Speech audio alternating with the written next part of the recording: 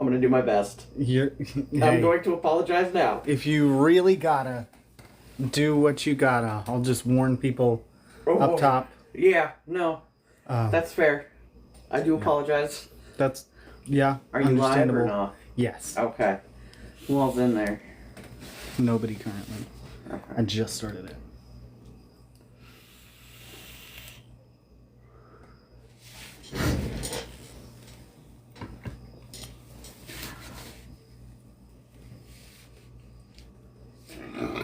Excuse me. Hello.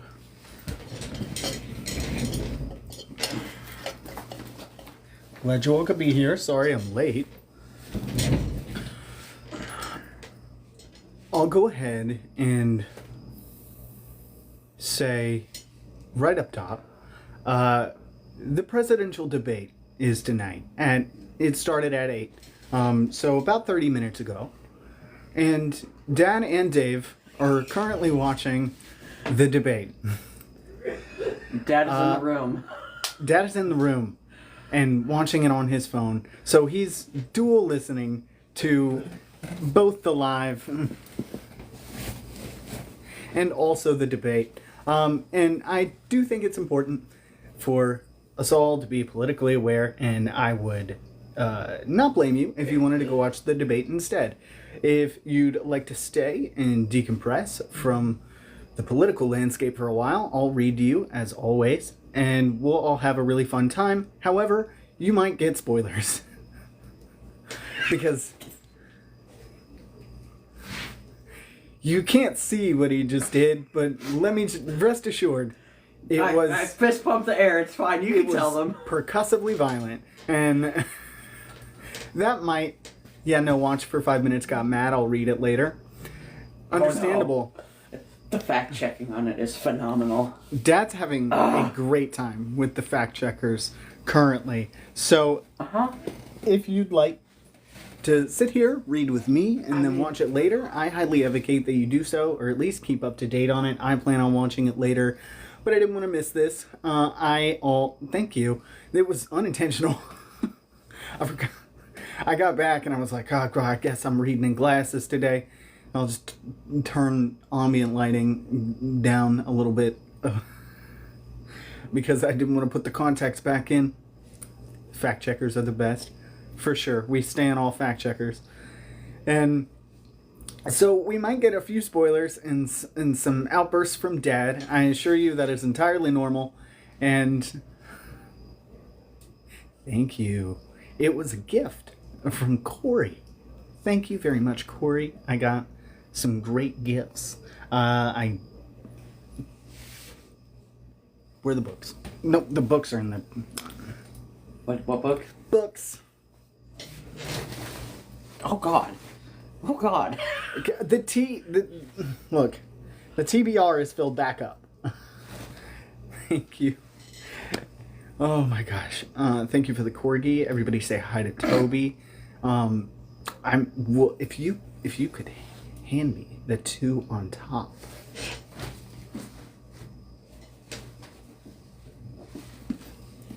Thank you. I got sent these. Really excited for this one. It's a graphic novel of a Yakuza and a stray kitten. So that's really fun. Considering that I've been consuming a lot of content that's stressing me out. And also this. So thank you very much for your gifts. Does the TBR ever get completed? It did get completed. That's why it's full again. I completed it, and now I filled it back up. And now we're going to read it all over again. So I did do that. I did clear it. It's just now it's full again. Thanks to you all. I really appreciate the gifts. And also, I want to go ahead and apologize for last week. I took a break. Minor trigger warning if you don't want to hear about animal death. Plug your ears or something for the next 5 minutes. I'll wave when it's over. My bird died. in my arms. So I had an impromptu bird funeral, and I wasn't completely ready to talk about it. So, yeah, that's about it. So very sorry for missing last week. I kind of felt a little bit lost and wasn't thinking straight, kept forgetting things and not. Dad's vehemently gesturing at the debate. And I'm sorry. No, it's I'm okay. sorry. He just flat out said that I probably took the bullet to the head because she's weaponizing the justice system. Okay, no, I'm not saying anything about your gesticulations. That's fine. Gesticulate if you want. Anyway, so I appreciate your patience with my absence last week, and we will go ahead and have a fun time reading. Now that those notices are out of the way, very sorry for any debate spoilers that you may get, or outbursts on Dad's part. He is preoccupied. So, with that being said, we can get through as much as possible today. We can either stop at the preferred time of 10 p.m. or I can go a little bit longer if you would like. Excuse me. I am unsure how much we will get through. The first chapter is rather bulky, but the second one is a bit shorter.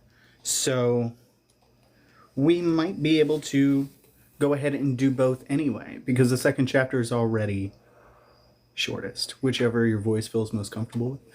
All right. Narrator's choice then. I appreciate that. Taking my vocal cords into account. That's what the embalming fluid is for. All right, who is ready to dive in? If you need a small recap, since we've had a little bit of a break, Jacob and the kids made it to Miss Turn's Loop. They are now journeying to see the Light Eaters and figure out what exactly we need to do. And I will go ahead and tell you, we can have a vote. Anybody who's read the book before is not allowed a vote, so you don't get to do that, but we have a canonically gay character, and you get to guess which one.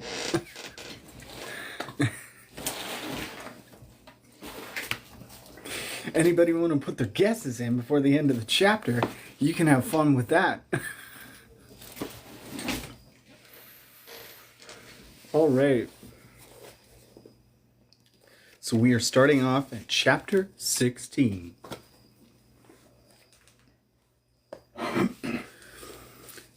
As we followed the Light Eaters upstairs, my mood darkened.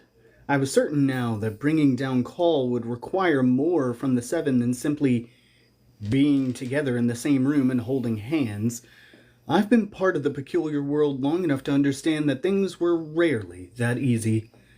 It was likely we would have to take all seven with us back to the Acre, and at some point we were going to have to confront our enemy in person. And it would be ugly, and hard, and bloody. I was anxious to get on with doing the hard things, not least of which would be getting out of Miss Turn's Loop again.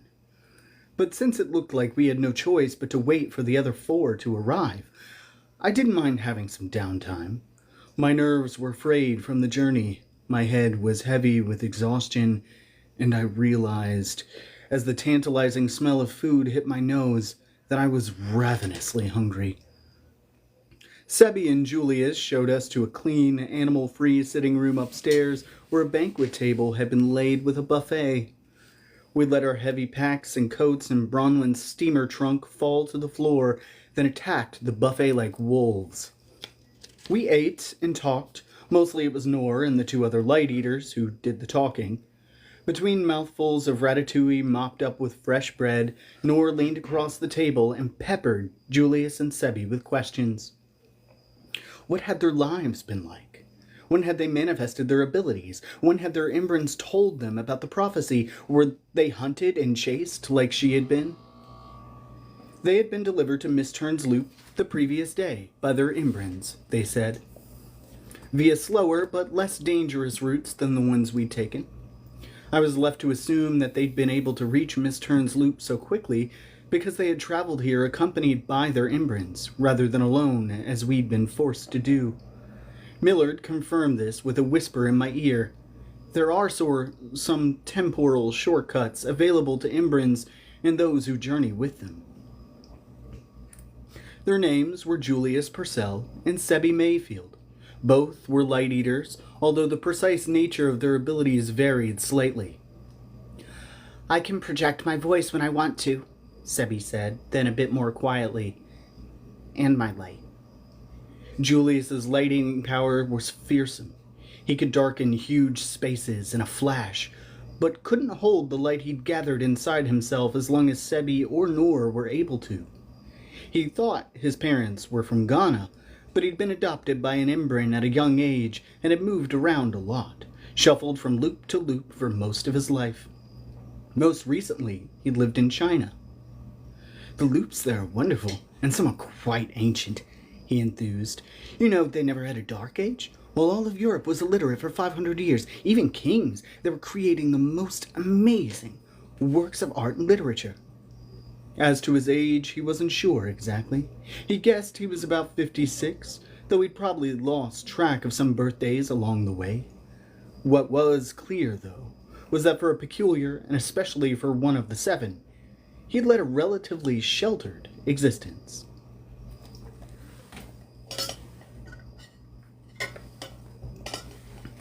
That's a lovely suit, Horace said. Where did you get it? Julius smiled appreciatively. I had it made by a tailor in Bamako. Better than could be had on Savile Row, if you ask me. Absolutely, no doubt. Horace nodded eagerly, then looked down, embarrassed. You can't tell from what I'm wearing now, but I'm also a devotee of sartorial, Horace is the best-dressed peculiar I know, I said. Excepting yourself, I'm sure, Horace said to Julius, but Julius had turned to talk with Millard, who was asking him some overly technical questions about loop geography. The conversation turned to Sebby. She'd told us she'd spent many years hiding in caves, hiding from the daylight she hated and from villagers who, because she only ventured out at night, had decided she was a vampire. More than one had tried to hammer a wooden stake through her heart. Their persecution only drove her deeper into the caves, where she had subsisted on a diet of bats, moss, and gifts of food left near the cave entrance by the rare, benevolent villager. She stopped eating those, however. When one of them tried to poison me, that's when I started developing my light-casting talent. I found I could scare people away with a fiery phantasm and by projecting my voice. Eventually, word of the light-bending cave girl got around to an Imbran, Miss Ptarmigan, who found her and took her in. She was a good woman, gave me a home in her loop on the Isle of St. Helena. It's a lucky thing Miss Ptarmigan found you before White did, said Emma. They hunted Noor for years. Oh, no, Julius gave her a pitying look. Did they? Noor talked about it, but didn't go into too much detail, because the details pained her.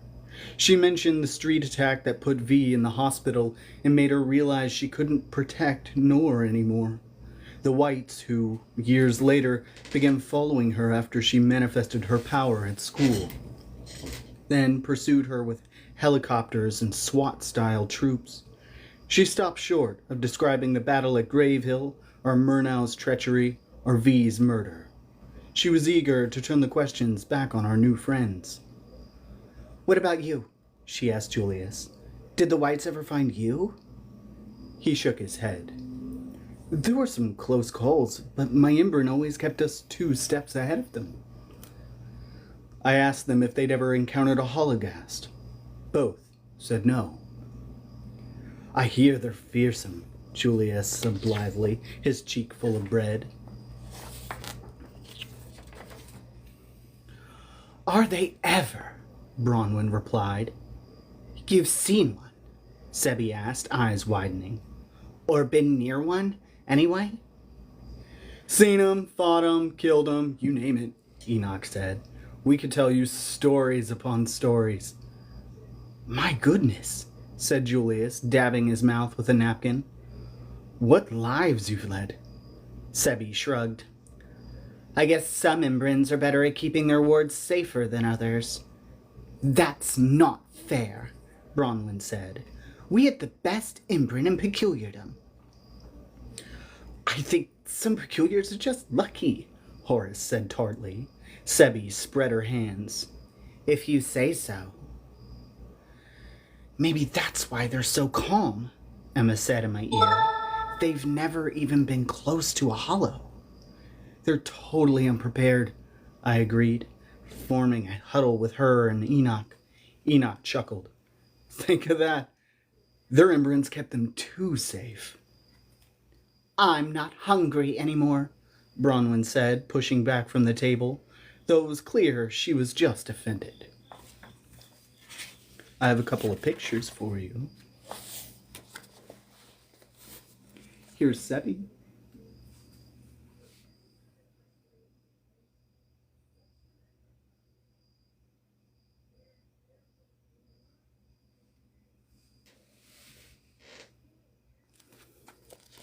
And here's Miss Ptarmigan.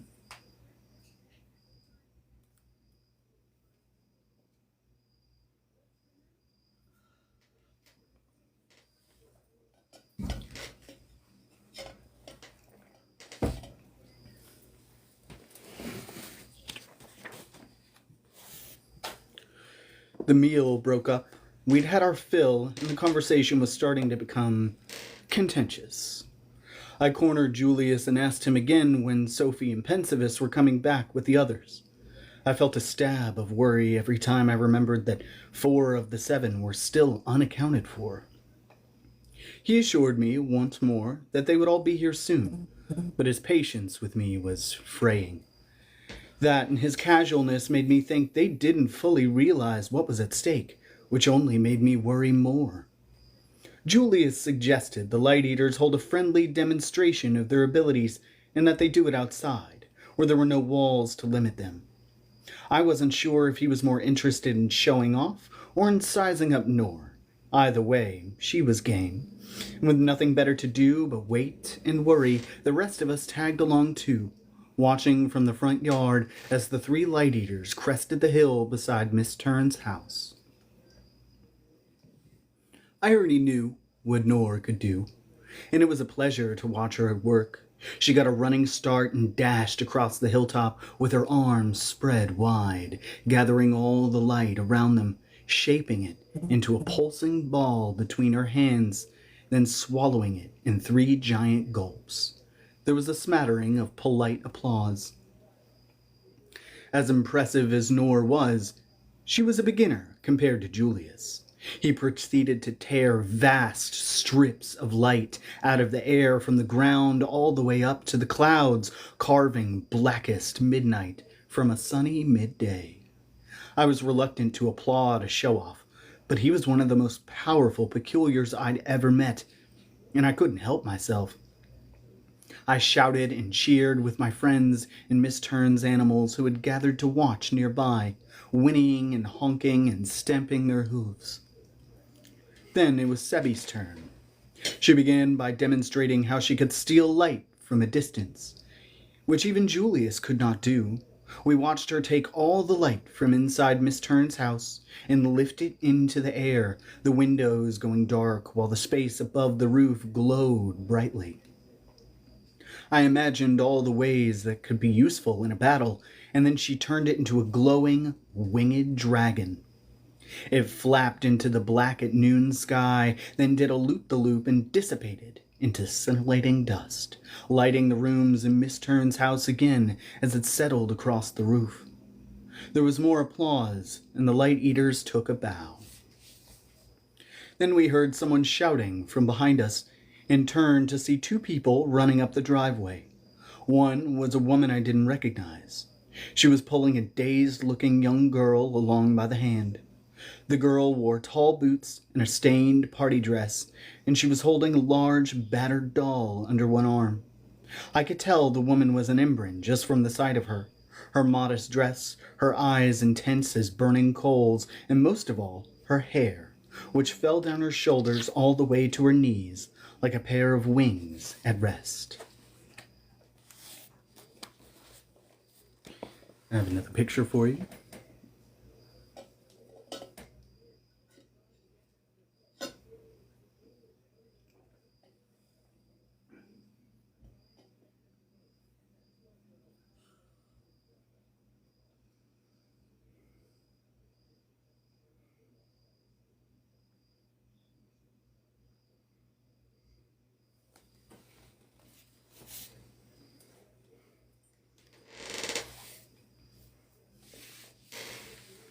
Everyone converged on the lawn to intercept them. Me and my friends, Miss Turn and Miss Hawksbill, Nor and the Light Eaters. The animals honked and whinnied, watching the commotion from a distance. "Miss, you're back!" Julius cried, running to the long-haired woman. She hugged him quickly. His face fell. "But where are the others?" "My name is Miss Petrel," said the woman, addressing the group. "I'm Julius's Imbrin." She was flighty and perturbed. "We went to retrieve Hadi Akdar, the Light Eater who left here last night. He thought he could navigate on his own, but he didn't know that the road leading out of town had been mined. He tripped one and..." She pulled a burned sock from her pocket and held it up. "Oh my God!" Emma gasped. "He's dead?" Miss Petrel nodded. "Oh, what about the others?" I said. Not that it mattered. If one was gone, there could never be 7. The little girl had been holding her doll up to her ear as if it was whispering to her.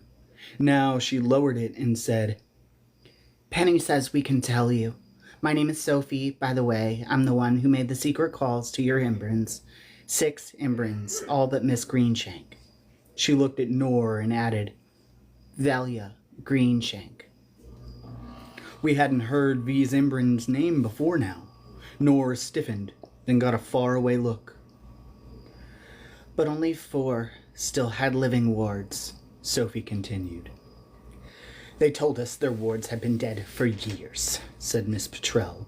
"One aged forward, a second was killed by whites, the third was hit by a bus in Buenos Aires in 1978. All very sad." I was reeling. Nor was frozen stiff, like she couldn't understand what was being said, or couldn't grapple with it. "But you said the others would come," Sebi insisted. "You said." "We only learned of their loss upon arriving here," said Miss Petrel, "and we wanted all of you present before we broke the news," she said, acknowledging Nor with a nod. "All of you who were left, that is." And then Nor, who had been quietly simmering, blew up. "This is insane. We risked our lives to get here, and there's only 3 of us? Jesus Christ, that's not even half. So what's the point? What's the point of any of this? We've already lost." "You misunderstood," Sophie said calmly. "You know the prophecy?" Yeah, 7 will shut the door," Nor said angrily. 7 may shut the door." The doll was whispering to Sophie again. "That is, if any of you are enough to fulfill the prophecy all on your own, you don't need 7. Only 1. "The other 6, said Miss Petrel, "are fail-safes." Julius and Sebi looked at each other, revelation dawning. "Like backups?" said Sebi. Miss Petrel snapped her fingers. "Precisely." Sebi rubbed the back of her head like she was kneading some intractable idea out of it. "So, you mean we don't actually have to have Why didn't someone just tell us this? Nor exploded again. Why'd we have to come all the way across hell on earth just to find this out? 3 reasons. Miss Petrel held up her hand with 3 fingers raised. The information was too sensitive. It had to be told in person. That's true. We intercepted all your calls, Millard said. It's a good thing you didn't say more over the phone. 2. Miss Petrel ticked down 1 finger. We couldn't risk anyone not coming because they were only a fail-safe. Each of you is needed. Why? Julius said. You've seen what I can do. I don't need help from anyone. Because Miss Petrel gave Julius a sharp look and ticked down another finger. Your powers are stronger together. And here is a picture of Miss Petrel.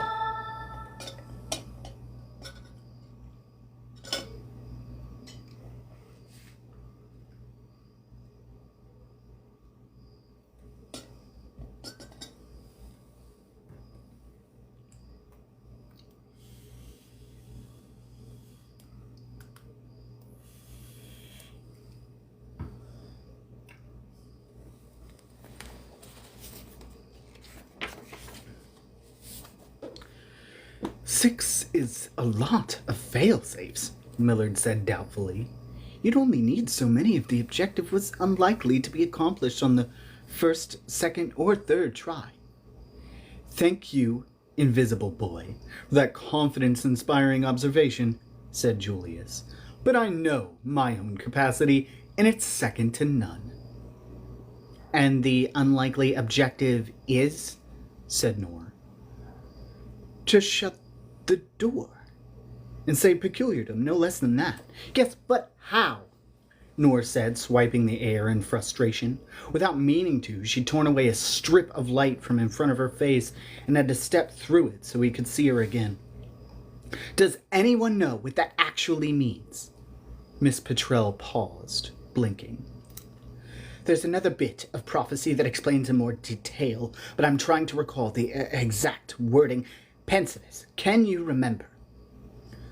Sophie held the doll up to her ear. I heard the clack of Pensivus's wooden jaws opening and closing while Sophie nodded. The light leaked slowly from Nor's hands back into the black scar she'd made. Horace held his breath in anticipation, hands clutched against his breastbone.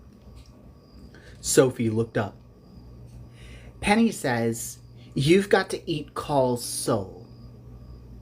Julius tightened his gloves and looked down, maybe hiding that he was finally starting to sweat a little. And how are we supposed to do that? Sebi tossed up her hands, swiped a wide patch of light from the air above our heads, and slapped it into her mouth. Like this, she said through a full mouth, then swallowed and repeated. Like this. Yeah.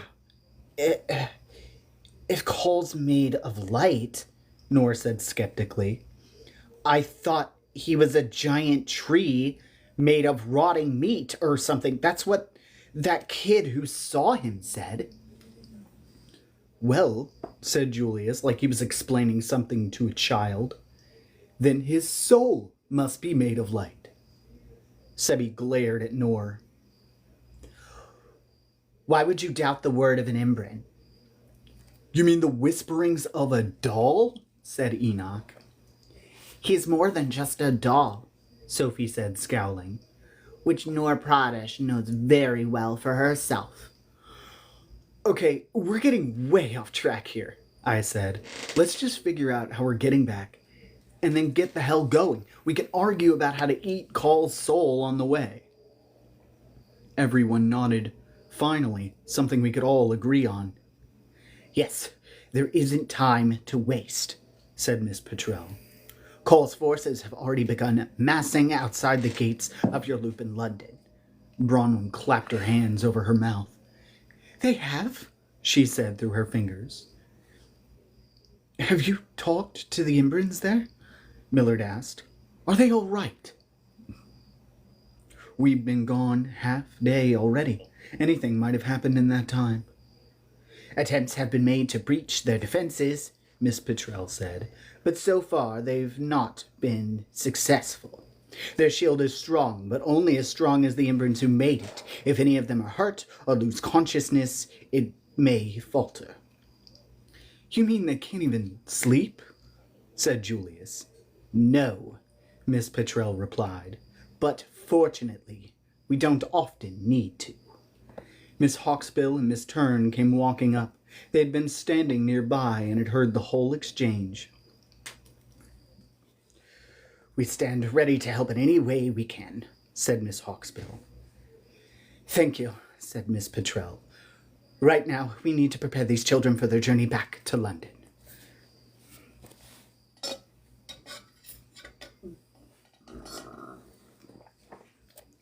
We went back inside the house to fetch our backpacks and coats, the Imbrans forming a plan as we walked. Miss Hawksbill suggested it was better not to risk returning to London the same way we'd come, through the front lines and no man's land to her loop, and the others agreed. I think if it had just been my friends and me, she might not have had the same doubts, but I was worried Julius and Sebi wouldn't survive that battlefield crossing. Miss Turn, though tense and looking increasingly confused, suggested a safer option. It involved exiting her loop through a small tear in the membrane only she knew about. Leaving via this particular tear would lead us not into the wider world of November 1916, but back into the present. Your present, she said, frowning. Whenever that is. It seemed to be dawning on her that her loop had collapsed, that she was trapped here, a looped remnant of the past, though her sister was not. Outside the loop you'll find a modern train station, Miss Hawksbill said. And from there the Eurostar will whisk you back to London in 2 comfortable hours. The membrane isn't terribly far, said Miss Turn, but you don't want to stray off track. Already my fastest horses, and my sister and I will guide you from the sky. Miss Hawksbill gave her a look of both pity and gratitude. And then they hugged, kissed each other on both cheeks, and Miss Turn leapt into the air. In a burst of wings she assumed her avian form, a great white seabird with a black stripe that resembled the beret she wore, which had tumbled to the floor with the rest of her clothes. She let out a laughing cry and flew through an open window. I do miss her spark, Miss Hawksbill said wistfully. At least you get to see her sometimes, I said. Aye, that's been nice. But I'm thinking of closing my loop here, packing up my heads and coming to join your Imbrans in London, now that the 7 have come together, or what's left of you. The loop has more than served its purpose. But if you let your loop collapse, won't it be a lot harder to see your sister again? I've hung on to this broken shard of her for too many years. It's time I let her go. She seemed to realize that she was not just talking to me, but to all of us, and she stiffened and changed the subject. Let's not let this food go to waste. She stepped to the long table and began tossing uneaten baguettes to each of us. Tuck these into your packs. You might get hungry on the train, and the food on board is terribly overpriced. Miss Hawksbill made me achingly sad. Partly because our pain was so visible. It was evident in the slouch of her shoulders, the grooved lines around her eyes, but mostly because I understood. How many people would spend their lives among shades and ghosts were they able? Every parent who'd lost a child, every lover who'd lost a mate. If they had the choice, wouldn't most do the same? We're all riddled with holes, and there were days when I would have done anything to patch mine, if just for a while. I was glad I didn't have a choice. Gladder still that I didn't have the powers of an Imbran.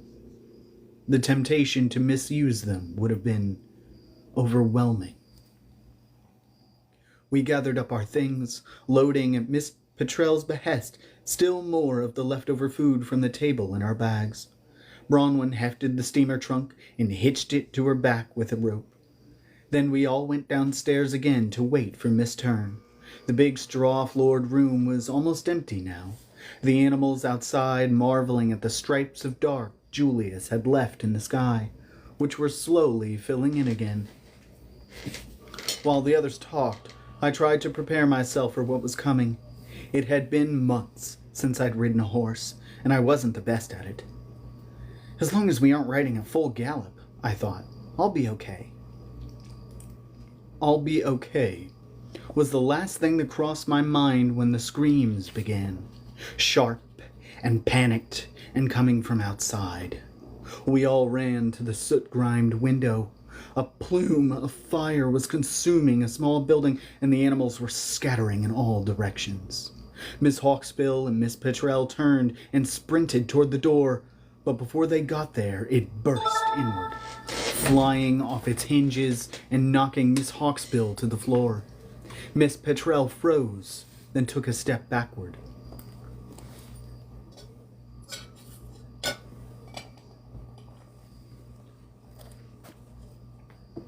I felt a terrible clench in my gut. I knew what was coming through the door before I saw it with my eyes. A Hologhast, down on all fours and growling like a mad dog, its eyes dripping black and teeth dripping blood. There was a collar around its neck with a leash attached. A man in a German soldier uniform was holding the lead, and he trailed the hollow into the room. His eyes were blank. The hollow saw me and yanked the white's arm straight.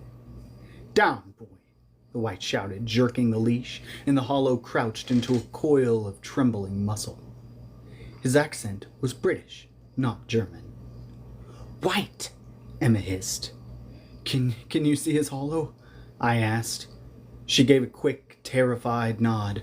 My heart dropped, though I'd known the answer already. This was one of the new hollows. The kind I couldn't control and couldn't feel except in close proximity. "Is there a back way out of the house?" Bronwyn hissed. As if on cue, a gunshot rang out behind us. We spun to see another man in German army greys filling in the rear doorway, the one that had led to the staircase. In one hand he carried a modern-looking pistol with a gun sight, and in the other he balanced a sort of rifle, except there was a flame curling up from the end of the barrel, and it was attached via tubes to the backpack the man wore. Not a rifle, a flamethrower. "Hey!" he shouted, and then shot a spray of fire over our heads. We ducked, heat crisping the backs of our necks. Sebi knocked off Julius's hat, which had caught fire, and he dropped to his knees and beat it out against the floor. "Turn out the lights, or he'll fry you like a chicken," warned the man holding the leash. I won't," Julius stammered. Miss Hawksbill groaned on the floor. "What do you want from us?" Miss Petrel said, defiant. "Merely to die," the man said. "We're not here to negotiate, and there's no use in making speeches." He drew a pistol from his belt. "Let's get this over with, Bastian. Call's going to make us immortal for this." My mind was racing, but I could see no way out. Every exit was blocked. "Don't do this," Emma said, trying to sound calm and controlled, trying to buy time. "We can work something out." Uncoiling itself, the hollow stood up to its full height. The man wasn't listening. "Bastian, you do the honors." "Happy to," said the man behind us, and he raised his pistol and aimed. There was a loud pop, but instead of one of us dying, it was the white with the leashed hollow who stumbled back against the doorframe, looking shocked while his throat gushed blood from a ragged hole. He dropped the hollow's leash, gagging, and sagged to the ground. The hollow let out a shrill, startled screech, then unhinged its massive jaws. I didn't know what the hell was going on, but my instincts told me to intercept the hollow and hope someone else would deal with the flamethrower, man. I shoved Horace and Enoch aside and ran towards it. Two of its tongues shot across the gap between us and wrapped around my legs, tripping me to the floor. It sent a third tongue at Nor and collared her neck, then a fourth at Julius, handcuffing him before he could steal any light from the room. I was being dragged toward the hollow's open mouth. Someone was shouting in hollow speak. I was about to disappear into the hollow's jaws, but just before I reached them, the tongues dragging me went limp and let go of me. Then the man with the flamethrower strode past me toward the Hollowgast, still yelling in a strange dialect of Hollowspeak. I couldn't fully understand. The Hollow had gone slack and was staring open-jawed at the man. It sucked its tongues back into its mouth and lay down on the floor next to its dead master.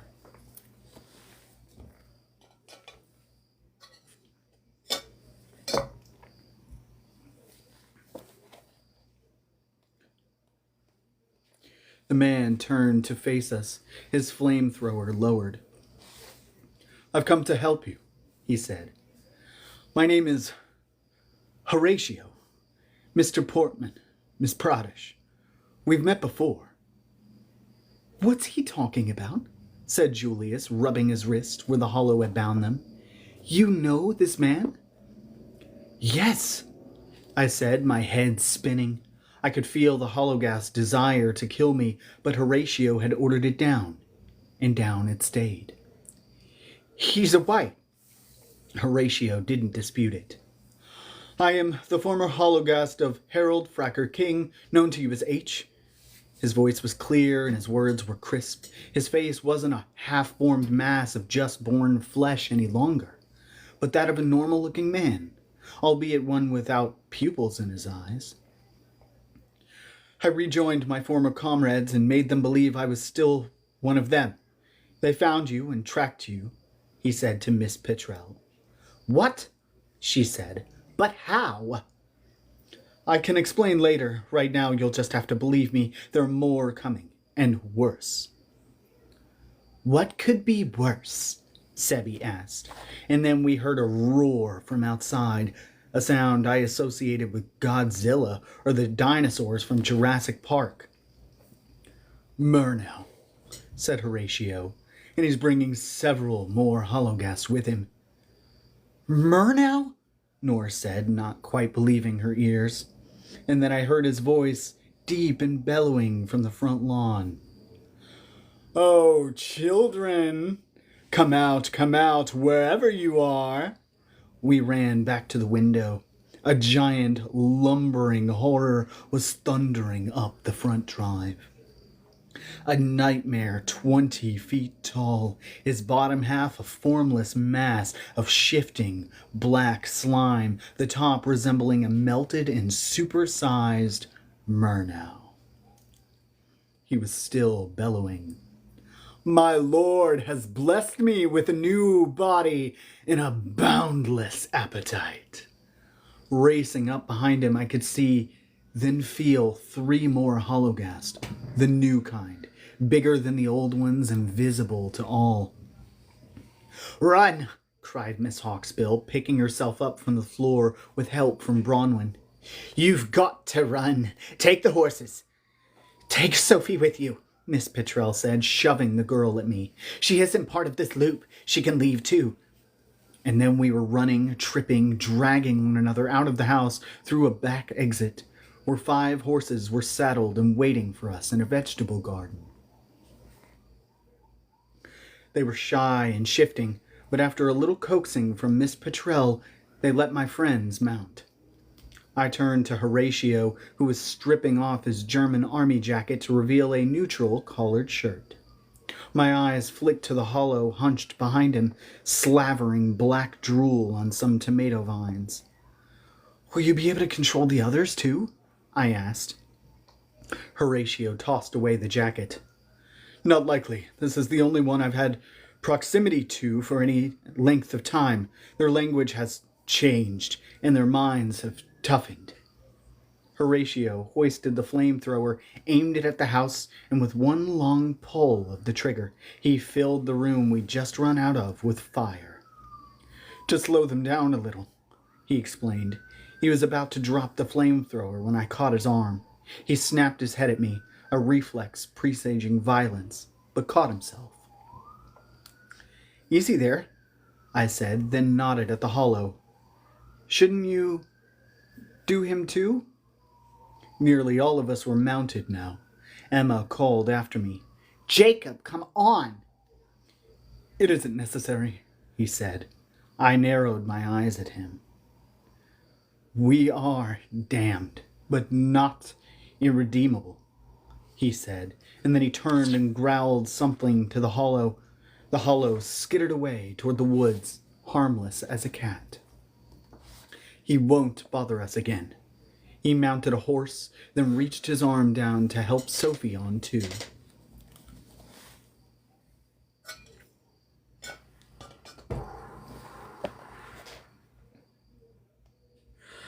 It's just a good save on Kamala's part, because she almost said something really, really bad.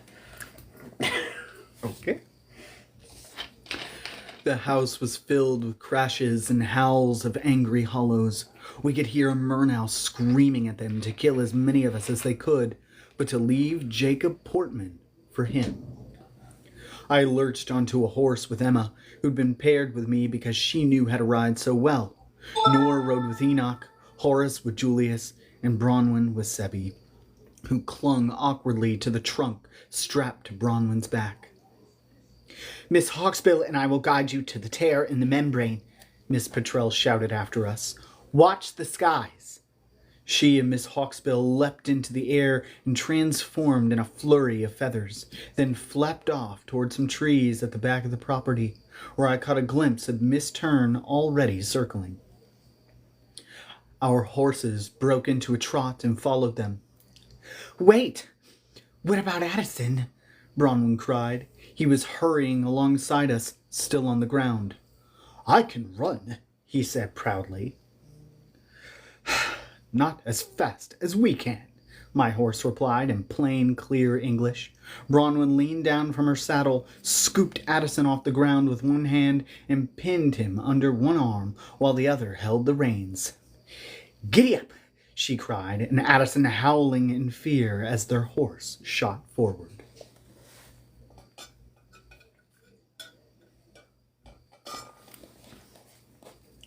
Hoofbeats filled the air as monstrous howls echoed behind us. I risked a look back and saw the giant slime creature, Murnau, half as tall as the house, tear the chimney off the roof and throw it at us. It arced through the air and landed in an explosion of bricks, briefly obscuring the scene with a cloud of dust. My arms were knotted around Emma's waist as our horse bucked and rolled beneath us. I squeezed my legs hard against its sides to keep from flying off. Emma held the reins. Not that the horse needed much guiding. It knew the terrain and wanted to escape just as much as we did.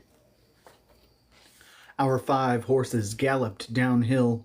We rode in a stampeding knot until we reached the wood's edge, and the path narrowed and our horses were forced into single file.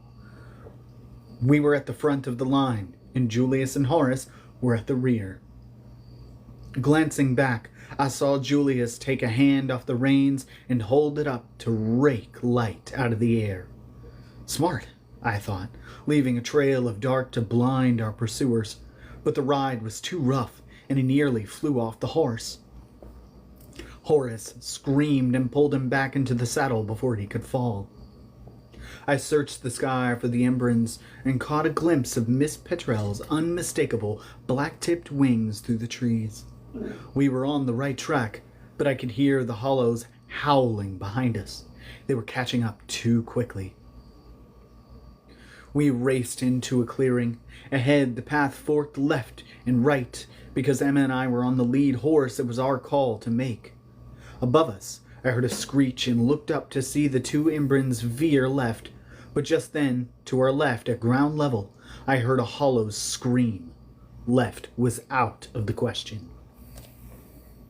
Right, I yelled, and Emma pulled the reins. Not that way, shouted the horse. Another howl from the left was enough to convince him. We steered down the rightward path, the others following. Have the hollows gotten faster? Emma said, and my chin dug into her back as I nodded and hung on and half closed my eyes. If any of the horses stumbled or any of us fell, we'd be hollow food. For a minute, we seemed to lose them. The woods thinned. We raced out of the trees and into a fallow field, the view opening expansively. To the left was a wide stretch of fields. To the right, distant and clouded by rolling black smoke, was a fleet of trucks and tanks. I knew immediately what lay beyond because now I could hear the guns.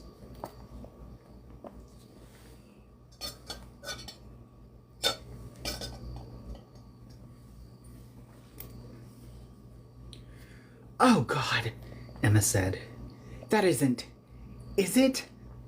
Damn it, the trenches. It was 1916 in Miss Turn's Loop, 2 years earlier than Miss Hawksbill's. The war had been rewound, and the front had regressed, such that we found ourselves behind the British front lines again. Left, I shouted, but was immediately refuted by another cry from overhead. The Imbrans urging us straight on. It was a path that would skirt the fighting, but only just. Never mind, straight. Then a chorus of blood-curdling howls contradicted me a second time. The hollows were out of the woods now, too, and had drawn even with us, off to our left. Way off to our left. But tacking toward us fast in a tight-packed blur of pinwheeling tongues. My horse didn't need directions. It swerved right, and the others followed. The hollows were herding us toward the front, and yes, they had gotten faster. If the hollow I fought in the acre was version 2.0, these were 2.1. They just kept getting deadlier. I heard someone shouting, "Allez, allez!" and it was one of the horses spurring the others on. Somehow, straining and glistening with sweat, they were able to pour on still more speed. The Imbrans began to screech, alarmed that we were heading for the front, but there was nothing we could do about it, short of hurtling ourselves into an unwinnable fight with the hollows. All things being equal, I would take my chances on the battlefield. Over the din of hooves and howls, I heard Julius shout to Horace, "Hold me tight," and I turned to see him let go of the reins again and raise both arms. He was steadier this time, his knees bent and flexing with the rhythm of the horse. He began to pull the light out of the air, leaving a broad streak of black behind us. I hoped it would give us some cover, enough that we might veer away from the front without the hollows seeing where we'd gone. We rode on like that, pulling darkness after us like a cowl. The sound of bombs and machine gun fire grew louder. We passed more trucks and small tanks and clusters of shocked soldiers who might have taken potshots at us if our wake hadn't left them in darkness. "Now, left!" I shouted to Emma, because I hoped there was enough dark behind us to mask a direction change, and because going straight any longer would plow us into no man's land, or anything so strange as a moving carpet of night would surely attract a storm of gunfire. Emma and I swerved left, but a moment later our horse screamed and skidded to a rearing stop before a wall of parked tanks, nearly throwing us off its back. The other horses piled up behind us. "Back the other way," Emma cried, but then Julius cleared a little of the black away. We saw that 2 tanks and a troop transport had just collided in the dark to our rear, blocking our escape. "More," Seppi boomed in her firewoman voice. "Take all the light!" And together the light eaters gathered nearly every photon around us and were plunged into semi-darkness. Terrified soldiers shouted out for one another. I could hear the hollows bashing around in the dark, too, not close to us, but not nearly far enough away for comfort. For the moment, they were confused and blinded, and I guessed that the intense smells of the battlefield, gunpowder and diesel and death, had muddied the peculiar scent trails we'd been leaving for them. Then a light bloomed in Nora's hands, a glow that lit her aquiline features and a small area around us as well. "Put it out," Enoch said. "The hollows will see." "You can't see far through this," Julius reassured him. "My dark is thick as pea soup." A young man in uniform stumbled into the cone of Nora's glow. His eyes were saucers, his mouth trembling as he gazed up at her on horseback. "Am I dead?" he asked. "Is this heaven or hell?" "Those hollows won't be confused for long," I said, ignoring him. In my gut, the compass points of pain that represented the hollows had stopped wandering and were drifting closer. "They're starting to catch our scent again."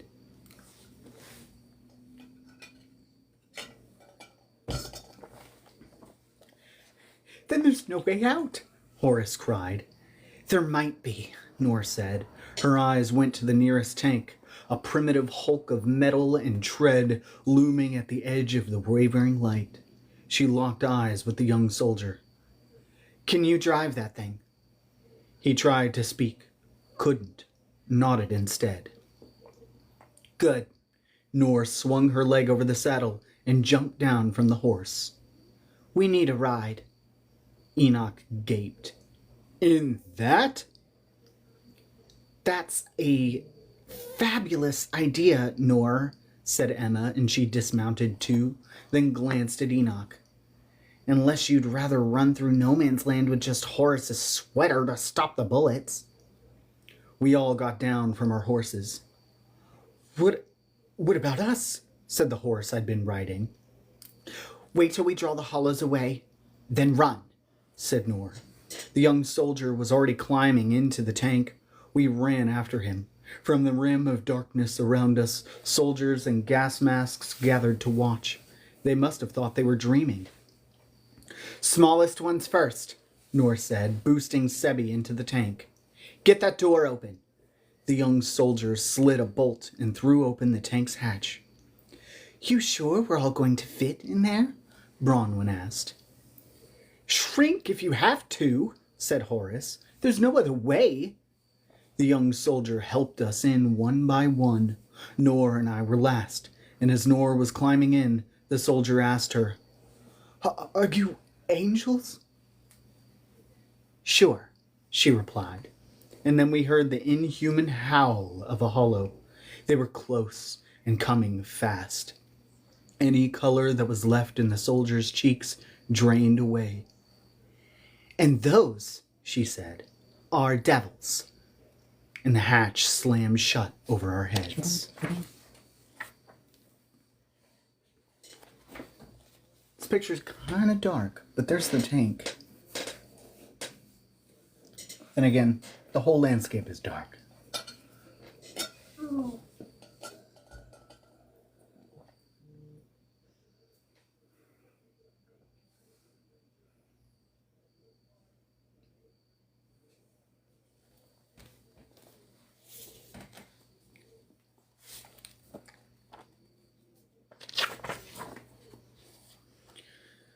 Paradoxically, the inside of a World War I era tank looked like it was designed to kill its occupants just as much as the outside was designed to kill the enemy.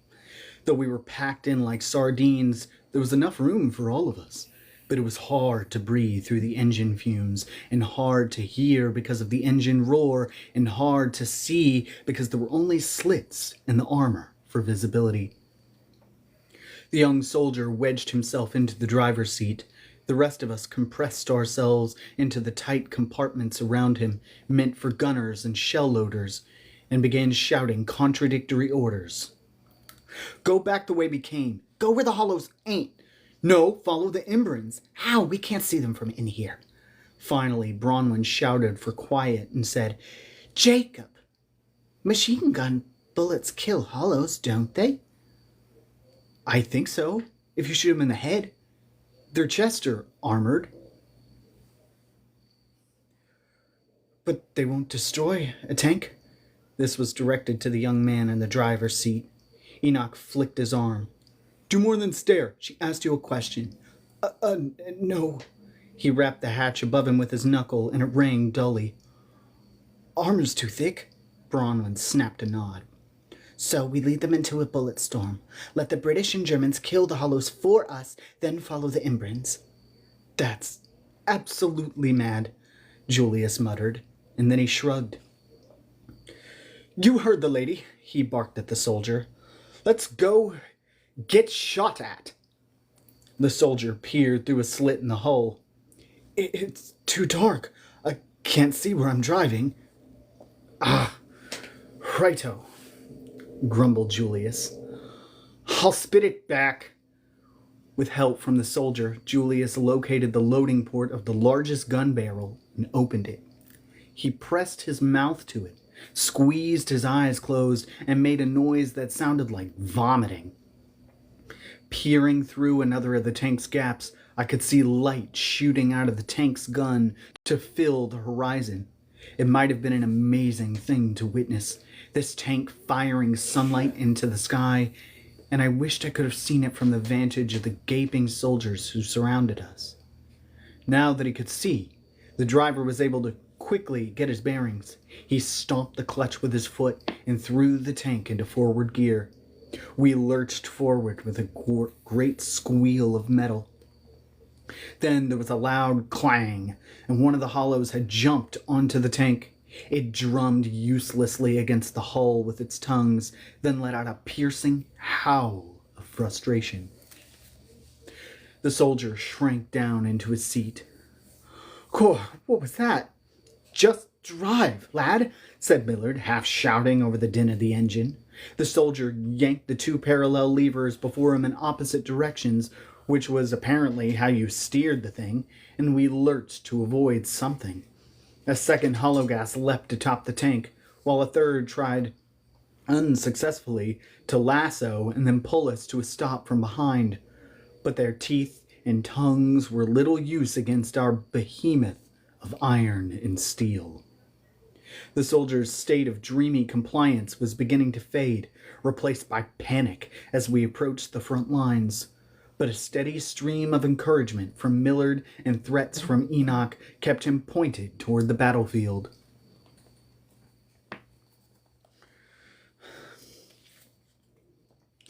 Put on your spatter masks and find something to hold on to, he shouted. He grabbed a scary-looking mask from under his seat and strapped it over his face. It had slitted metal grates covering both eyes and a chain-mail beard that hung down over the lower face and neck. There were identical masks under every seat, and we each put one on. It was heavy and reddened my visibility to almost zero, but I wasn't about to question its utility.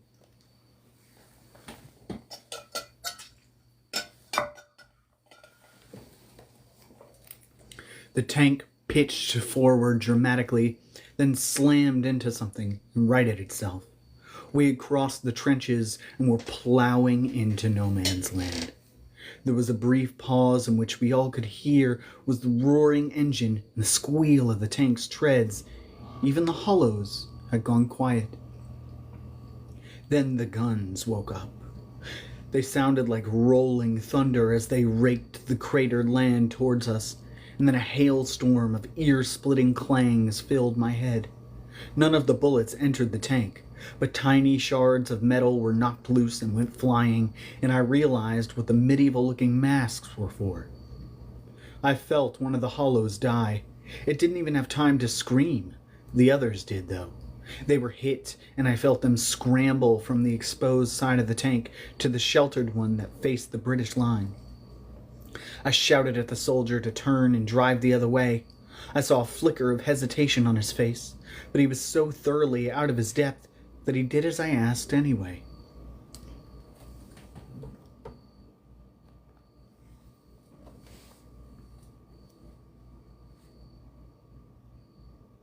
He pulled the lever on the right towards him while pushing the left one away, and we began to turn a lurching 180 degrees.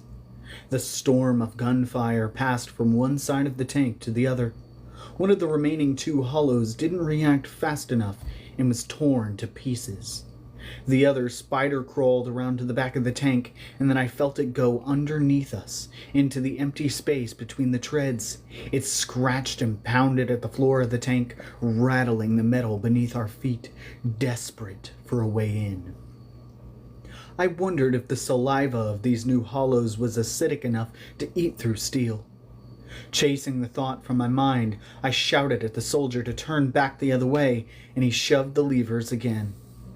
I stood up, steadying myself against the tank's violent shudder, and peered through the closest vent. Across the ruined and smoking land, I saw a crater filled with tangled barbed wire.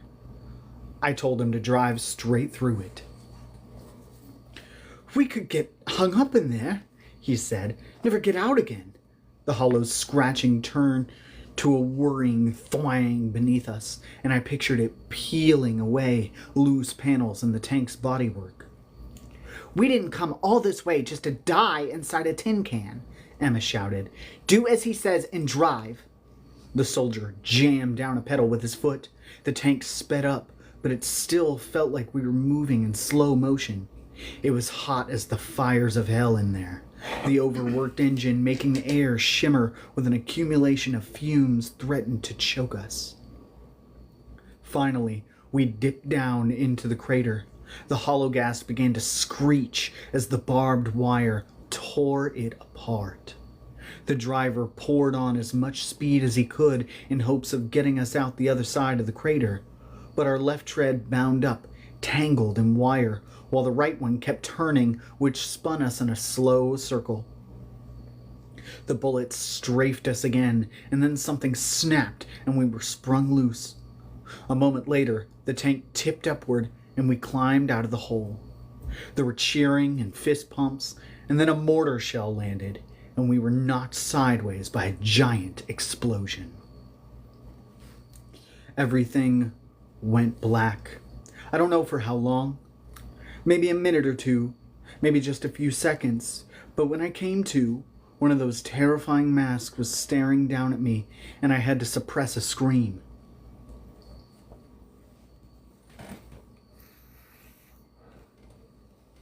It was Emma. "We got hit with a mortar," she was shouting. The tank had flipped onto its side. Everything inside was turned 90 degrees. The soldier was dead. His mask had slipped off just before the mortar hit, and his face was running with blood. All three hollows were dead now. I could feel it. But if we tried to escape the tank, we would be too. Even though we'd been hobbled, the gunfire drilling us had hardly slackened at all.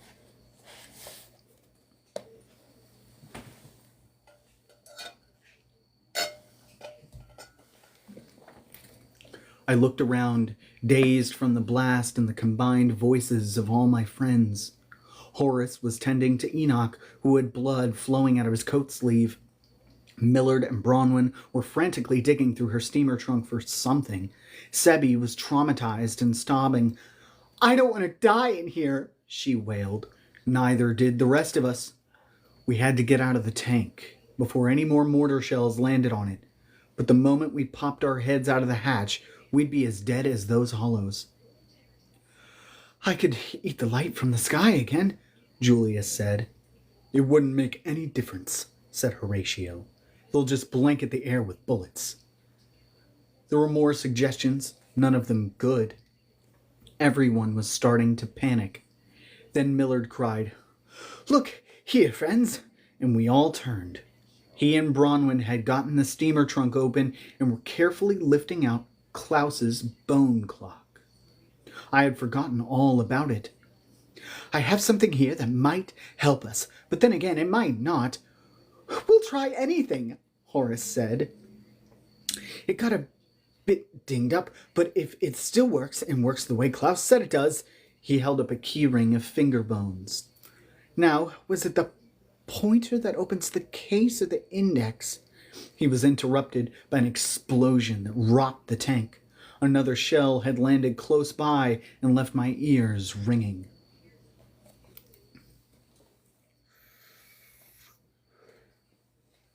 Just do it, Millard, Nor shouted. He fumbled the keys onto the floor, scrabbled to pick them up again, and inserted one of them into the case. Thankfully, it popped open on the first try. I don't know precisely how this is going to work, he shouted over the din while using another finger to wind the clock. But whatever the effect, it probably won't last long. He gave it one last hard crank, and the clock's bony hands began to spin around the face so fast they blurred. Then there was a sudden loud bong, and they both stopped at 12. As the clock's chime faded, so too did the incessant hammering of bullets against the tank's hull. I felt a nauseating drop, as if the tank had just fallen off a cliff. A sensation I had come to recognize as a time shift. And then, as if by magic, the world outside went quiet. For one panicked moment, I thought, are we dead? Millard climbed over the fallen soldier and unscrewed the hatch. Horrified, I grabbed for his leg and missed, but by then he'd gotten it open and popped his head out. The world outside was just as quiet as the inside of the tank. A moment later, he poked his head in. It's quite safe now, he said excitedly. We left the tank in the same order we'd come in. Small ones first, Nor and me last. I slid out, feet first. All around us was a churn of mud and wire and bits of blown-apart hologast. The world was not as we'd left it. The tank's engine had died and the shooting had stopped, but even that was not enough to explain this new silence. So profound, if not for the awe-struck murmurs of my friends, I'd have thought I'd gone deaf. Had the soldiers all been magicked into some alternate dimension? I saw Nor examining an object suspended in the air, a bullet that had been frozen mid-flight. It was stretched slightly from end to end, blurred like an object moving too fast for a camera's shutter. Swarms of them hung around us. In the distance, a mortar shell had been stopped mid-explosion. The geyser of earth it had sent up arrested in the shape of an umbrella.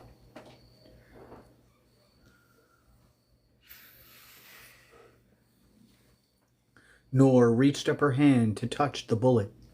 I started to say, "Wait, Nor, I wouldn't," but then she brushed it, and it dropped harmlessly into the mud. "By the winged elders," Sophie murmured, clutching Penny to her chest. Enoch whistled through his teeth. Addison hopped onto a blasted stump for a better view. "Because I could not stop for death, he kindly stopped for me," he recited.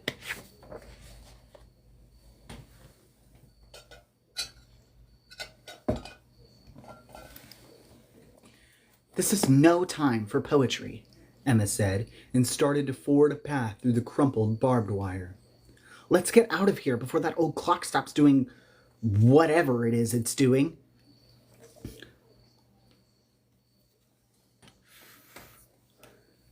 "I strenuously agree," said Horace. Bronwyn had strapped the bone clock to her back. It was making a loud tick-tocking that sounded ominously like a countdown, and I wondered if I lingered near any of the dead that composed half the mud surrounding us, whether I would be able to hear them whispering. We followed Emma out of the crater and chose what seemed the most direct path out of no man's land toward the British side. Or was that the German side off in the distance before us? I was all turned around now, my brain addled from fumes and bomb blast, and every direction was an indistinguishable smudge of ruin and wire. I couldn't be sure anymore. I swatted away a cloud of bullets and thought, where are the Imbrins? "Form a chain so no one gets left behind," Bronwyn said, and she jogged up and down our line, making sure our hands were linked. She picked up Sophie under one arm and tucked Addison beneath the other. "Don't jostle the clock," Millard chastised her. Remember what Miss Hawksbill told us, Emma shouted, her voice loud and clear with no other sounds to compete with. Eyes forward and mind your business, or it's nightmares for life. And then from behind us, there was a tremendous bellowing roar, and we froze and turned to see what it was. Jesus, what is it now? Nora said. That, said Horatio, nodding as if he just remembered something, could only be Percival Murnau. Then he came into view, Murnau, or some monstrous perversion of him, tall as two houses and made of two halves, the top nominally human, the bottom a high, churning pedestal made of foul muck beneath us. Black mud and debris and bodies, shredded bits of which flew from his too wide mouth as he shouted my name.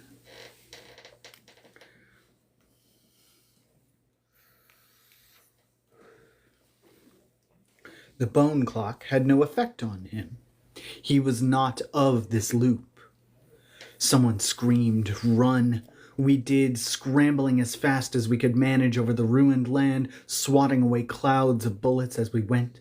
Murnau traveled without legs and could move faster than us, the roiling mass beneath him sweeping over the ground like the funnel of a shrunken tornado.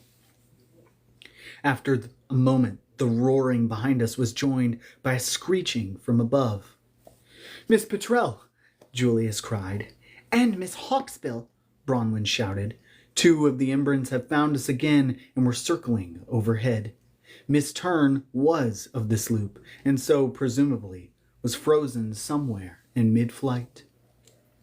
Miss Petrel and Miss Hawksbill began to harass Murnau, dive-bombing him, slowing him down long enough for us to get within sprinting distance of the trenches and the end of no man's land. Murnau stopped to swat at the birds and missed. We ducked through a broken section of barbed wire and arrived at the trench line. Miss Hawksbill dove low in front of us, guiding us to a footbridge that passed over the tops of the trenches.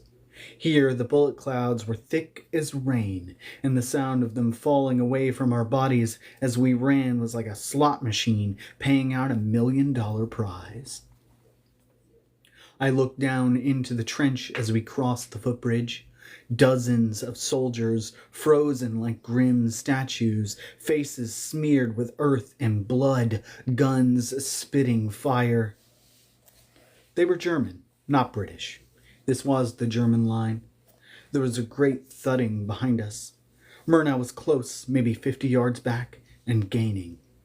The uneven ground wasn't slowing him much, and the trenches wouldn't either. There was a scream from the sky. Miss Petrel dove at Murnau and hit him beak first in the face.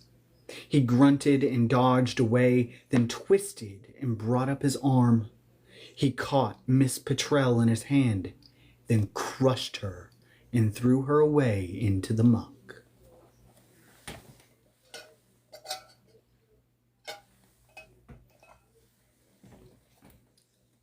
Julius screamed.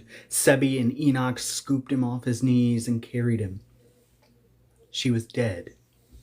I had never seen an Embern killed, and the sight nearly froze me in my tracks. But I forced myself on. After my friends, over the outer trenches, we couldn't afford to waste the gift she'd given us. Miss Petrel's sacrifice had slowed Murnau down, and in a moment we were past the trenches while he was still struggling through the last wall of barbed wire in no man's land. Julius was shouting as if possessed, then wrenched free of Sebi and Enoch and ran at Bronwyn. He was hollering something like, break it, but before any of us understood what he was after, he had ripped the bone clock from Bronwyn's back, raised it above his head, and brought it down on a rock. There was a sudden lurch in my stomach, a pressure change I felt between my ears, and the sound of Millard screaming at Julius were drowned beneath a deafening roar as time began moving again. 1,000 guns resumed firing. The men in the trenches behind us snapped back into scurrying motion, and Murnau was caught in a hurricane of flying metal. I saw his body, or what had become of it, torn to shreds. He disintegrated before my eyes. And Imbryn screamed, Miss Hawksbill, though I could barely hear her now, urging us forward. Sebi and Nor gathered light as we ran to hide us. Julius had collapsed and had to be carried, this time by Bronwyn. We sprinted through rear lines of equipment and medic tents until we came to a gauzy blur in the air, the loop membrane, and dove through it into a world of disorienting normalcy. Baby's first trauma. That is the end of the chapter. And I think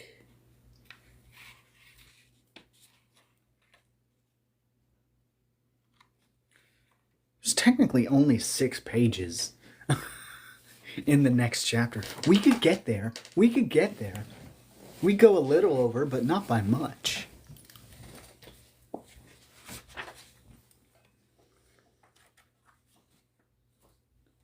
Do we want to go ahead and do the other one?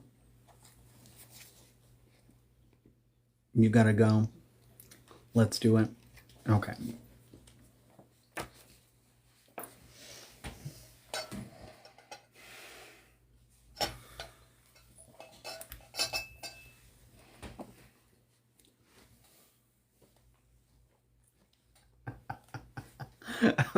A baby blanket with baby's first trauma. God.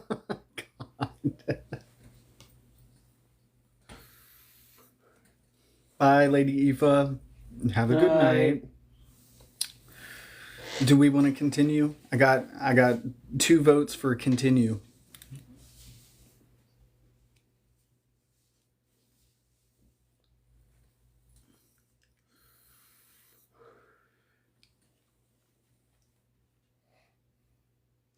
Can have stab holes in it. Okay, we've got 1 vote retracted. All right.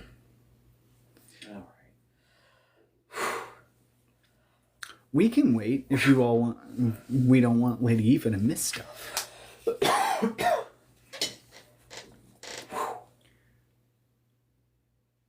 How are you feeling? That was a fucking roller coaster. I'm sure. Oh man, you're gonna enjoy it. I will.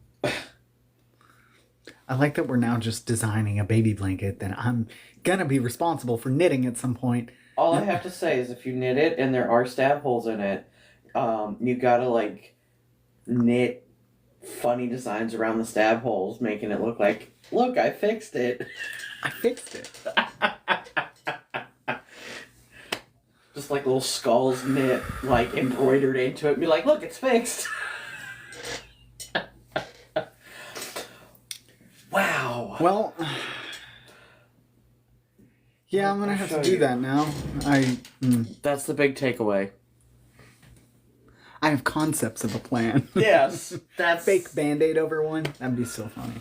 Oh my god. All right, we'll leave it for next time. And we'll go ahead and move on to cat tax, actually. As a palate cleanser from all the trauma. And then you have a whole week to guess who the gay character is. No. And No spoilers. Okay. I wasn't spoiling. I know better. Did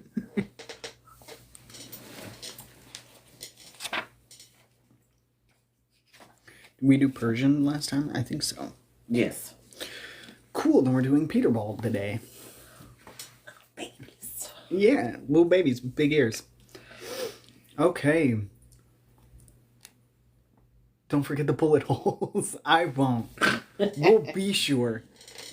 I have a blanket that's been shot. We never found the bullet. The blanket was so thick that we never found it. Is it the bajillion feet long one? Yeah, the white one in there. That one's really soft. Yeah. That's like imitation sable or something. It's very nice, very soft. That's why we have it. But it's double-sided and it's like fur. So it's been shot and we never found the bullet or the exit wound. So the bullet is presumably still in there. It might have fallen out. I sewed up the hole. It has become incorporated. Yeah. It is now part of the blanket. Yeah. Peterbald. That's what I said. Like the closely related Oriental short-haired cat, the Peterbald cat is lanky and slender with long limbs and tail. The breed resulted from a cross between a Russian hairless cat, also called a Donskoy Sphinx, and an Oriental short-haired cat.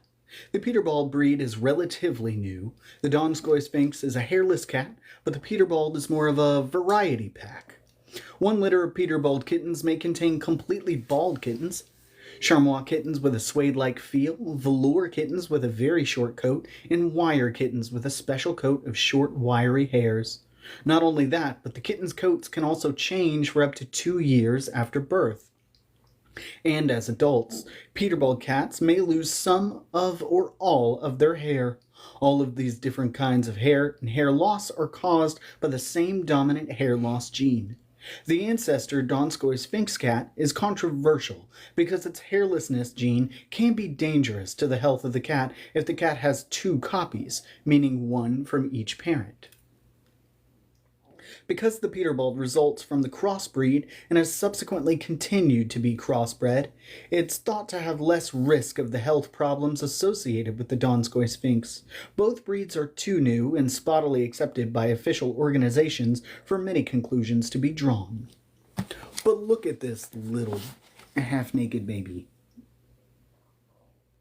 Baby.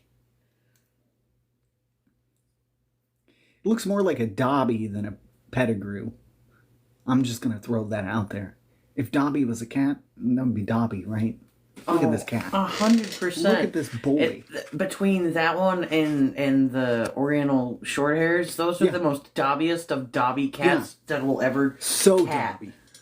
It's a very Dobby looking cat. I just love short hair. I wonder if they meow like short hairs. And if they do the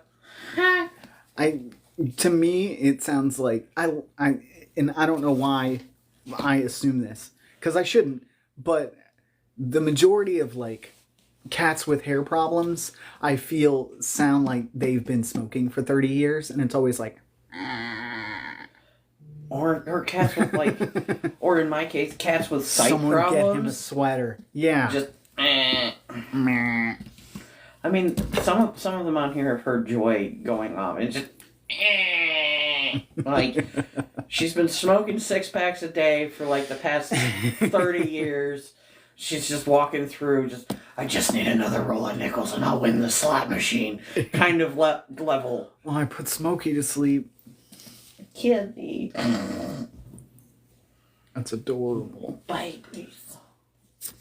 If I put anybody asleep, I consider it a good day.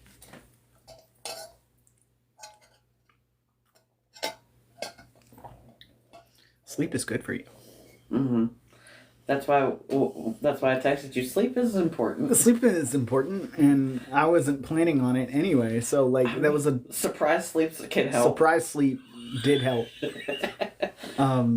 Toby tapped out. Good Toby. What a good Toby. Oh, good dog. Good puppy. Nice doggy.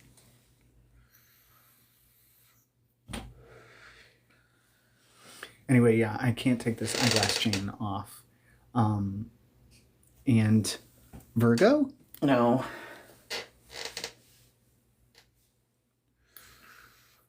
Cancer? Okay.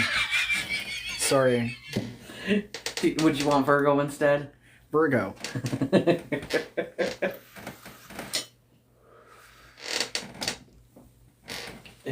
I'm a Libra. No, I'm not. How do you feel? In general? About the proceedings? Oh my god. So, I mean, he She said had a same fucking shit. plan when she went in there. He said the same shit he always says. Unfortunately, you're a Libra. I do appreciate they fact checked him. You mean a Yeah. handful of times. Yeah, Oh, On the most important thing, I mean, they could have done it more, but it's better than. Dave's thoughts? Yeah. But he says the same shit. You know, it's not going to change any minds. Debates rarely do.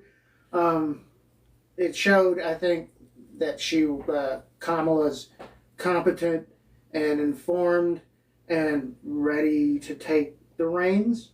Yes. Whereas Trump just displayed more of his narcissism and whining, Hmm. which Was expected. is expected. And to be fair to the man, that doesn't appear to lose him support. So I mean, guess so. why change it? Changing it now. If you can go out there and rant about Hannibal Lecter and they're just like, yeah, and everyone else says it's crazy, but you don't lose your supporters, then I mean, why change it? So his people aren't gonna like drop him because of his performance here, Yeah. and no people are gonna leave either side because of this performance. But I do think it reflected well on Kamala, and reflected accurately on Trump in terms of him acting whiny and entitled and showed how and crazy. easily crazy. easily fucking- manipulated he was. That he's like, well, I saw on the TV that people were eating dogs, and like, so that you can ask people. You saw it on TV, so that means it's true. Fuck, dude. But these are the same people who'd be like, What's that oh, Fogerty they song? burned. I saw it on yeah. TV. And They'll that's be just like, what that I saw on makes me TV think they of. burned Minneapolis to the ground, and you're like, the whole city is burned, and now it's back. In like 20 minutes? So they'll believe it. They'll even when people are in like whatever Springfield, this town, like here we are in lovely Springfield. Me with my dog and my cat and my bird and my slug. No one's eating them, and people will be like, "It's a lie. I saw on TV that Haitians were eating dogs." And like, so it's crazy to hear a presidential candidate talk like that. I'll But watch it later. that itself is Surprising. that's not new for him either. So. No. I'll He slog says through some it crazy later. shit. And they love him for it. They love to hear him say that people are eating dogs and that we have 10 million people a day coming over. If you listen to him, Oh. there's 1 billion people in this nation and 990 million of them are here illegally. If you listen and believe him. Because he'll say some shit like 21 million a week for the past 8 years without doing the math. They're like, well, where are these people? Yeah, where are they? You would think even with this amount, even in the sticks, there'd be people like, oh, where'd all these Mexicans come from? Like, because they run out of places to put them, right? Oh, it's like, and now they have added the wrinkle of they're taking immigrants, giving them sex changes and discharging, like, Maybe he's thinking about prairie dogs. I don't that's know. he heard Those about a prairie catch dogs and are release people. program, and Yeah, it's like, that's and he was just like, people. "That's about people." Because he keeps comparing people to dogs.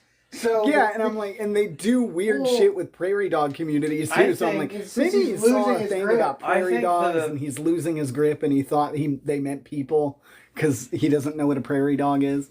So I don't know. honestly think nobody prepped him I have no for idea. how this debate was going to go, or any way, shape, or Sounds form. ridiculous. And then they prepped Oh, good Kamala just by telling her, "Look, here's what you need to do it was more to for show him practice. go- Yeah.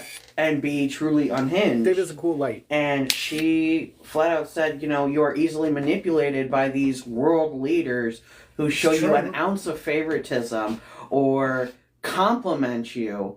And immediately she threw the chum in the water, and like an idiot, he went for it and showed how easily manipulated he is. Well, and also, It is a cool light thing.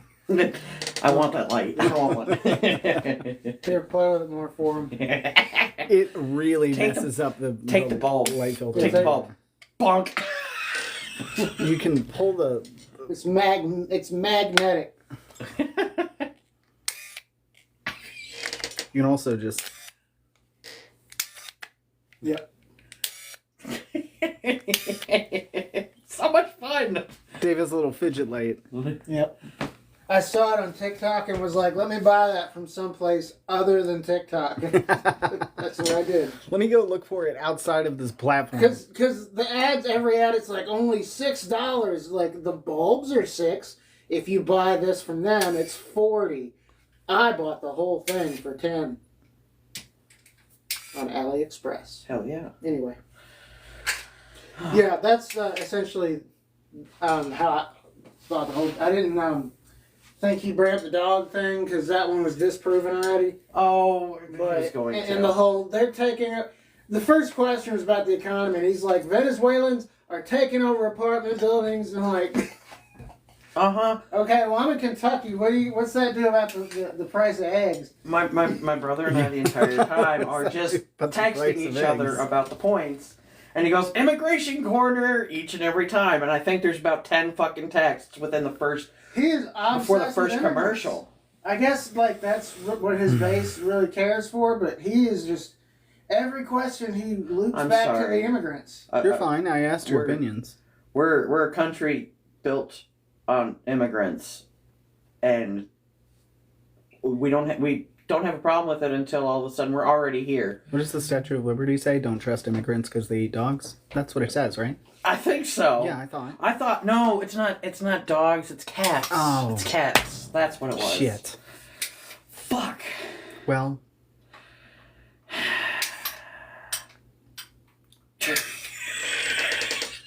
I just see it in the reflection.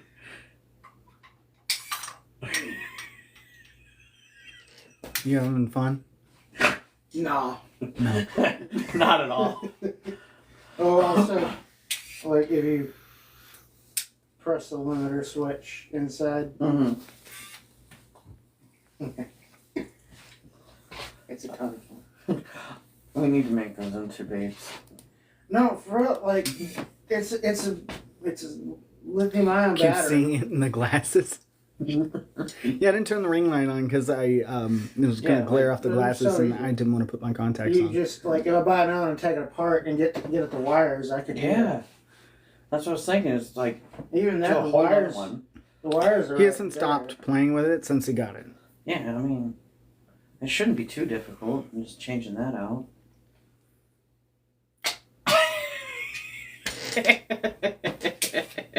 Hold up. You're looking a little sick. I'm gonna. Hit him with the tricorder. Yeah. The Inconsistent. little reads, noise yeah. is so satisfying. Yeah. It's a nice. Yeah, it does the thing. It makes the sounds. I told you I was gonna do that. Okay. I didn't doubt you. Oh. That debate was fucking wild. I can't wait to catch up on all the shenanigans. It sounds like a great way to spend my evening. I finished Plague, by the way. Also, I only have about 100 pages left in Bone Shard War, so... I got through the bulk of it while I consumed an entire bottle of Merlot, so that I could get through it faster. Because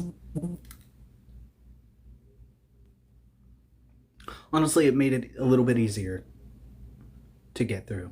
Not that it's a hard book to read if you're here and haven't read it. It's that it's very compelling in a way that frustrates you. And I'm not going to go into more detail than that because we're probably going to read it for book club. I really enjoyed it. And it's a lengthy series, 3 books. They're very thick books. So that'll be a really fun read for all of us. And it's got good representation. It's from an Asian author. It's got good LGBTQ representation. You mean the way Jovis frustrates me? Yes, the way that Jovis frustrates me. Jovis exclusively is incapable of making a decent decision in any capacity. I don't want to say the point that I got to yet because I don't want to spoil it for people who have not started it. But it's very fun, and we're probably going to end up reading it. That's just. Is there a joke that we... No. No. Immediately breaking.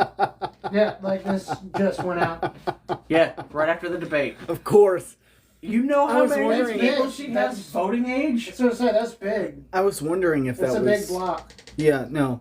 I was wondering if that was going to happen after the Trump thing where he was like, didn't he say something about Taylor Swift? he said he said so many things I He did a can't keep fake track. AI of her endorsing him, and then yeah. accepted her He fake did a endorsement. fake AI endorsement where Taylor Swift And he endorses was him. like, "I accept," and then And, you know. Right after the debate, just so you know, Taylor Swift endorsed Kamala Harris. Yeah. And just think So of all that's the fun. voting Swifties Yeah, that are going to vote the same way as her just because of that. yeah. Well, she also did the whole just go register. I don't care if you agree with me. Yeah. So, yeah, that's a big. Both sides naturally wanted that. That's also Yeah. youth. That's a lot of cross points. That's youth, mid class, midwestern, women. That's a huge chunk. So As though the bulk of women were not I going really to. fail to see. We're going to vote for the guy that overturned Roe v. Wade. Yeah, that's gonna happen. Like, I really don't think she would have endorsed Harris if she thought Harris was going to lose. I think she just wouldn't have endorsed. That's why she withheld. And then Yeah. after the debate was like, that's sufficient. Yeah. And so, Did you see Mark Hamill's tweet earlier today? probably not. And it says, breaking news, Mark got new Hamill cufflinks. endorses Kamala Their Harris. little eyeballs. And then, I thought that was fun. freaking the It does not monster help Marjorie the Taylor unintentional Greene Magnus Archives outfit. goes, that this I've is got so on right cringe, now. you need to stop. This is not even a cosplay yet. This is just what I wanted to wear. Y'all wish y'all had Mark Hamill. Y'all wish y'all had Hamilton. Yeah. Anyway, I'm going to be out in the garage. I just wanted to share you that political news that Share me that. Yep. it is political. No. Yeah, I understand. Shake It fine. Off is a slap. That song is good. Dave.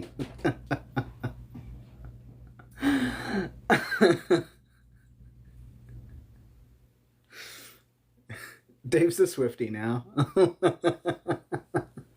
Right in the middle of texting my brother. Bottom text.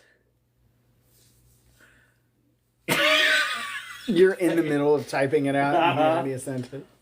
Oh, that's fun. All right. Well, we are going to switch over to Discord where I will play a game and update you on some wrestling news if you want to hear about some really disturbing things that happened in the pay-per-view last night. I don't know why you would, but you might. I barely want to know them. So, yes. That is a chant for Bryan Danielson. They say yes, and they do this a lot. Anyway, we'll do that. No.